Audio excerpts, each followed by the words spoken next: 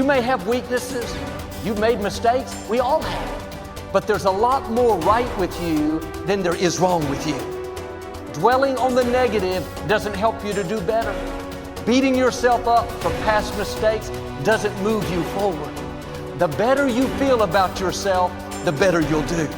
The more you like yourself, the further you'll go.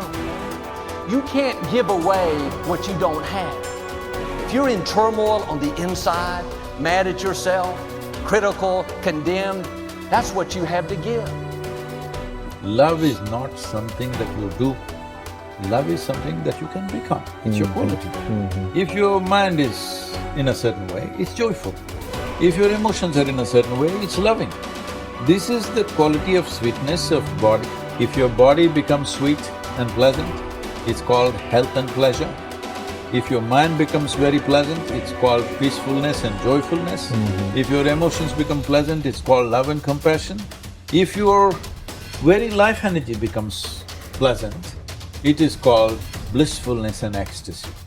Only if your surroundings become pleasant, it's called success. In Buddhism, they say replace any negative thought immediately with a positive thought. And the neuroplasticity says the same thing, because neuroplasticity is amazing, but it can be bad. If you have a breakup and you obsess about the person, you're wiring that deeply into your brain. So you have to direct your neuroplasticity, and if you do get that voice in your head, which is normal for all of us, you need to, override that with a positive statement. So your forebrain is the builder, it's the designer, it's the CEO. And when you begin to speculate possibilities, when you start to think about a better way to do something, or something you want to experience, or something you want to do, or some future event, it's an amazing phenomenon, because the researchers are beginning to show that not only do we remember a past, but the brain actually can remember a future. And so how does it do that? Well, because the forebrain has connections to all other parts of the brain, it can take a little bit of that knowledge from a specific neural network and a little bit of experience and another neural network of knowledge and another neural network of experience, and it can seamlessly piece it together to create a new level of mind. And then your brain gets a picture or an image, and then you transfix your mind on that image, and those neurons string into place that begin to fire and wire together. And every time you remind yourself of what you want to experience, you're reinforcing the circuitry in your brain to begin to install the hardware for you to actually experience that future event. In other words, the brain already looks like it's already had the event. Now that's super cool, because it really says then that we're remembering a future potential. The imagination is the most marvelous, miraculous, inconceivably powerful force that the world has ever known. And the average individual uses the imagination, if they use it at all, against themselves. They imagine what they don't want. They imagine problems coming. Let's begin to use our imagination the way God meant it to be used. It's the greatest creative faculty that we possess, and we can build anything we want with.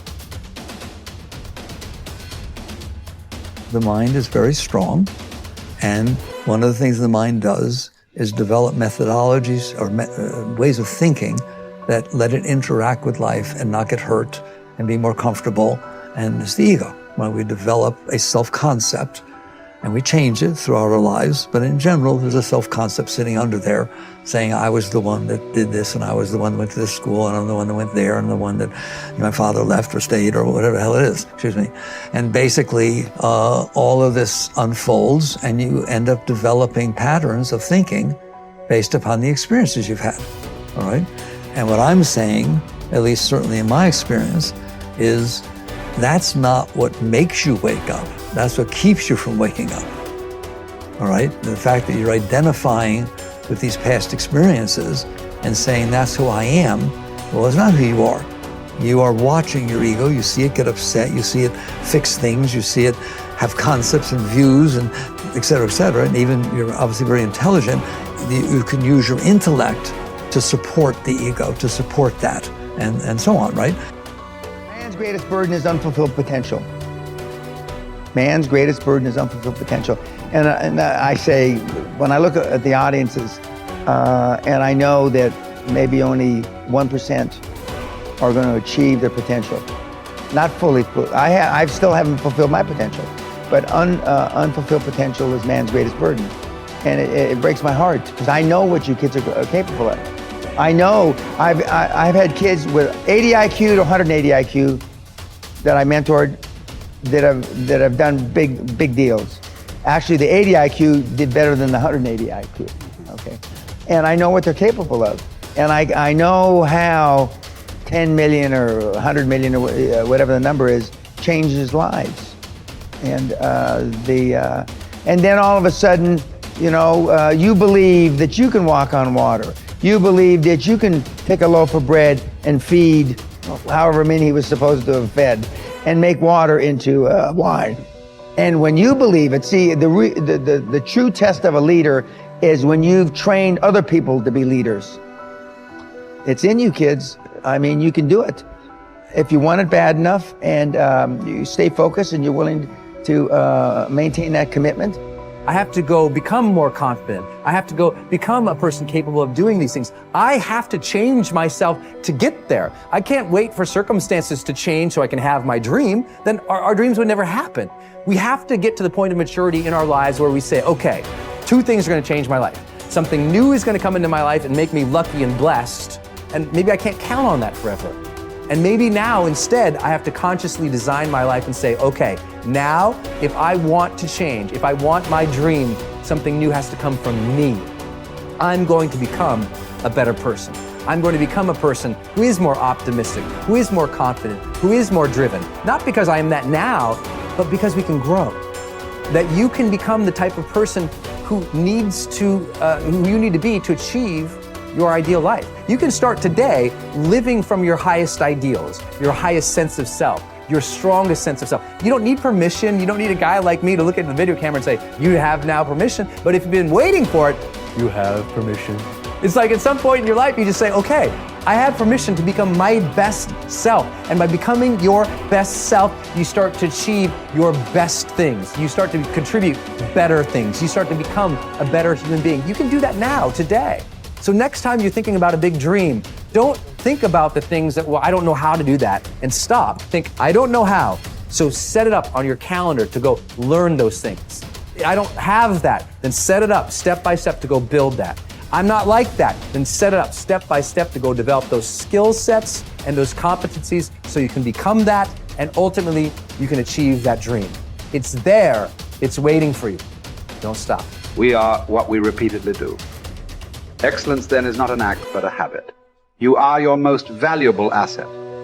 Your life, your potential, and your possibilities are the most precious things you have. Thus, your great goal in life should be to fulfill that potential and become everything you are capable of becoming. Your ability to learn, grow, and fulfill your potential is unlimited. Today, people are graduating from high school and college in their 70s, learning new subjects and developing new capabilities. Your ability to learn and remember can continue throughout your life if you keep your brain alive, alert, and functioning at its best. Your most precious financial asset is your earning ability. Your ability to work is your primary source of cash throughout your life. You could lose your home, your car, your bank account, and everything you own, but as long as you have your earning ability, you can earn it all back, and more, in the months and years ahead. Your biggest investment, most people don't realize this. They take their earning ability for granted. But it has taken you your entire life to develop your earning ability. Every bit of education, experience, and hard work that you have invested in learning your craft and developing your skills has gone into building this asset. Your earning ability is very much like a muscle. It can increase in strength and power year by year as the result of regular exercise. Likewise, the opposite is true too. If left alone or ignored, your earning ability, like your muscles, can become weaker or even decline because you have simply failed to upgrade it continually. In other words, your earning ability can be either an appreciating or a depreciating asset. What got you here won't get you any further. Some people are actually losing value each year, declining in earning ability because they are not continually upgrading their knowledge and skill. They don't realize that whatever knowledge and skill they have today is rapidly becoming obsolete. It is being replaced by new knowledge and skills that, if you don't have them and someone else does, you will be in danger of being overtaken by your competition. The achievement of personal excellence is a decision you make, or that you fail to make. But in the absence of a commitment to excellence in your chosen field, you automatically default to average performance, or even mediocrity.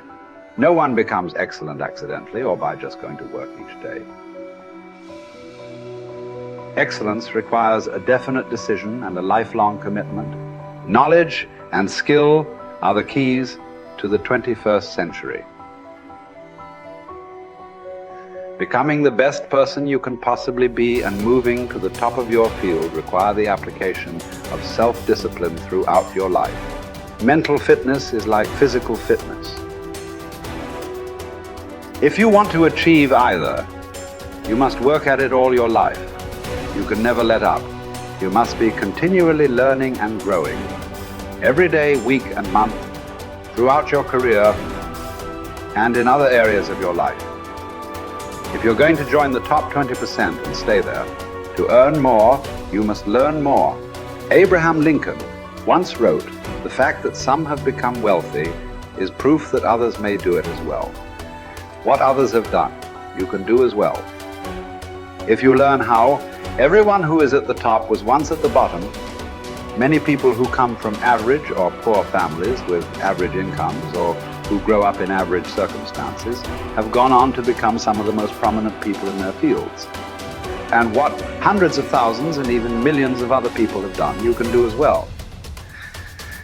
Was philosopher Bertrand Russell once wrote that the very best proof that something can be done is that someone else has already done it.